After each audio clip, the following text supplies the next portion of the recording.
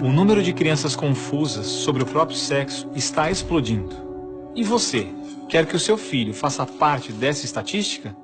Acredito que não, pois a ideologia de gênero desconstrói a identidade humana por onde ela passa. Você sabia que na Inglaterra, nos últimos 5 anos, subiu 1000% o número de crianças que se submetem a tratamento transgênero? E na Escócia, mais de 500% apenas nos últimos 4 anos? Isso não é por acaso. O número de crianças confusas a respeito do próprio sexo está explodindo nos países que promovem a ideologia de gênero em suas escolas. E por que isso? Simples. A ideologia de gênero afirma que ninguém nasce homem ou mulher, mas que cada um deve construir sua própria identidade.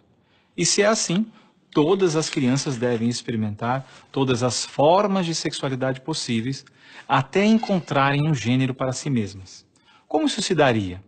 Através de materiais didáticos e uma nova pedagogia voltada para a desconstrução sexual.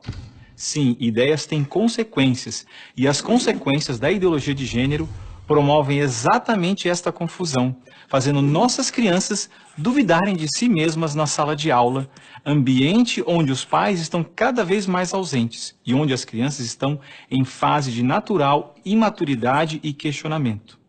O que muitos escondem é que existe uma verdadeira indústria do gênero por trás de toda essa confusão e que está organizada para destruir nossas famílias.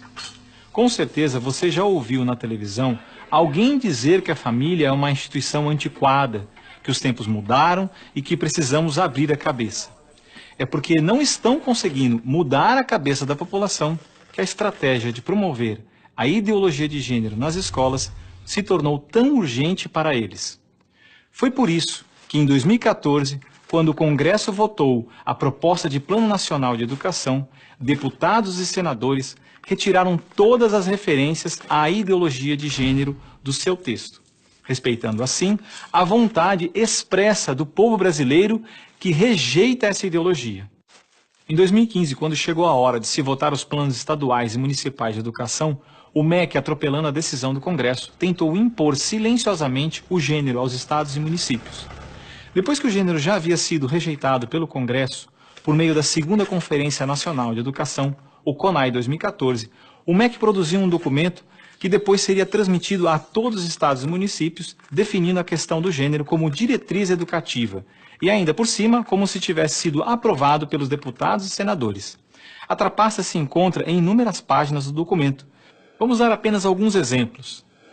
Na página 25, o MEC afirmava que a União, os estados e os municípios deveriam promover a diversidade de gênero. Veja, não estão falando em respeitar a diversidade de gênero, mas sim em promovê-la. Na página 36, você vai ler que os estados e municípios deveriam disseminar materiais pedagógicos que promovam a igualdade de gênero, orientação sexual e identidade de gênero. Na página 41, que estados e municípios deveriam desenvolver, garantir e executar anualmente nos sistemas de ensino fóruns de gênero. Na página 92, que estados e municípios deveriam ampliar os programas de formação dos professores sobre gênero, diversidade e orientação sexual. Mas vejam, assim como eu, milhares de pais e professores lutaram democraticamente contra o documento em nossas câmaras municipais. O movimento foi histórico e disse não a essa fraude. Cidade a cidade, a ideologia de gênero foi rejeitada dos planos de educação de quase todos os 6.000 municípios brasileiros. Era de se esperar que após essa imensa pressão popular, o governo desistisse dessa ideia de introduzir à força o ensino da ideologia de gênero nas escolas do Brasil.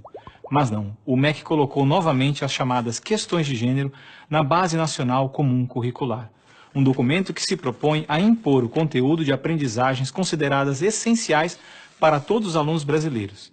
Se for aprovada, a base deverá ser implementada por todas as escolas do Brasil, não só na rede pública, mas também na rede privada.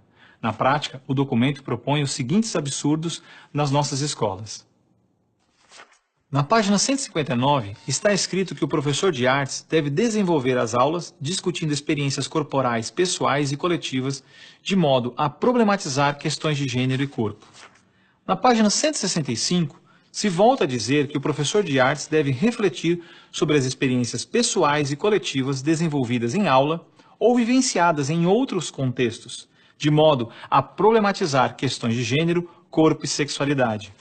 Na página 305, se estabelece que na área de ciências humanas, a diversidade de gênero deve ganhar especial destaque. E não para por aí. Na página 351, se estabelece que o professor de História coloque em destaque as temáticas voltadas para as questões de gênero. Na página 378, se estabelece que o professor de História trabalhe em aulas questões de gênero, anarquismo e protagonismo feminino, mostrando as transformações ocorridas no debate sobre as questões de gênero no Brasil durante o século XX. Vocês estão vendo?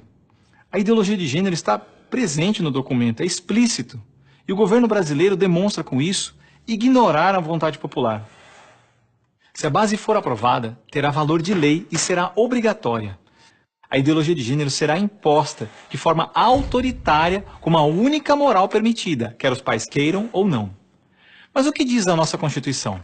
Diz que a educação é dever do Estado e da família, e que o Estado deve criar todos os meios legais necessários que garantam à família a possibilidade de se defender contra qualquer programa, prática ou propaganda que contrarie o respeito aos valores da família.